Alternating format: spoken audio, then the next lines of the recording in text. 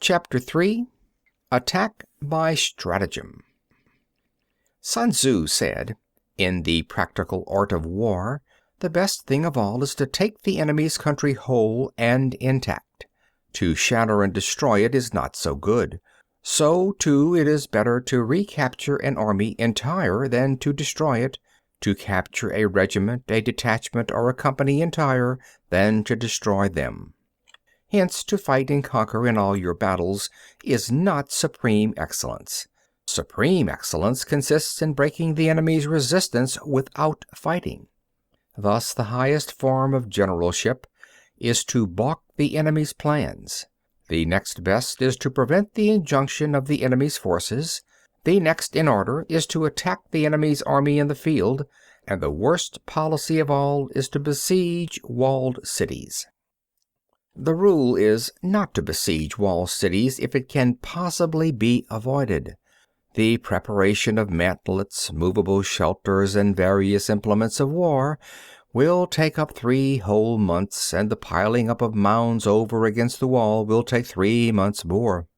The general, unable to control his irritation, will launch his men to the assault like swarming ants, with the result that 1/3 of his men are slain while the town still remains untaken. Such are the disastrous effects of a siege. Therefore, the skillful leader subdues the enemy's troops without any fighting. He captures their cities without laying siege to them.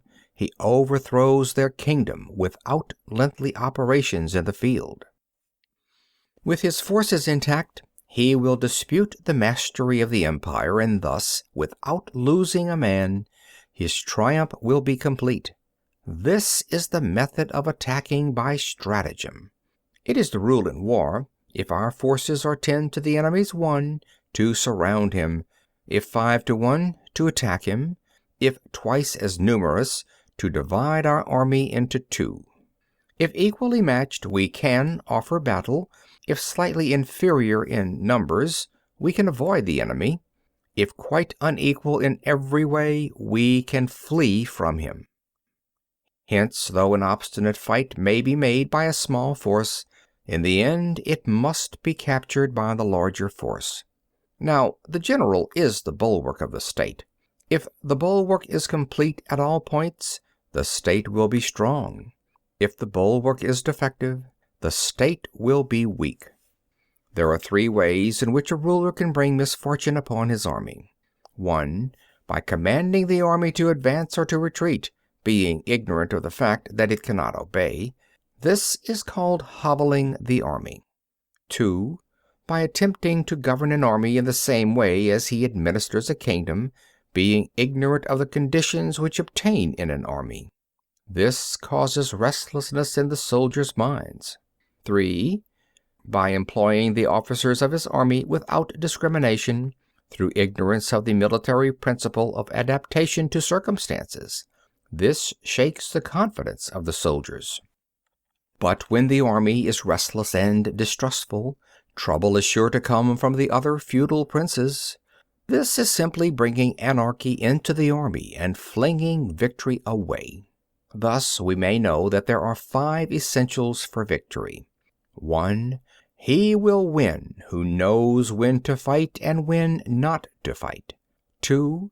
He will win who knows how to handle both superior and inferior forces. 3. He will win whose army is animated by the same spirit throughout all its ranks. 4. He will win who, prepared himself, waits to take the enemy unprepared. 5. He will win who has military capacity and is not interfered with by the sovereign. Hence the saying, if you know the enemy and know yourself, you need not fear the result of 100 battles. If you know yourself but not the enemy, for every victory gained you will also suffer a defeat. If you know neither the enemy nor yourself, you will succumb in every battle. End of chapter 3.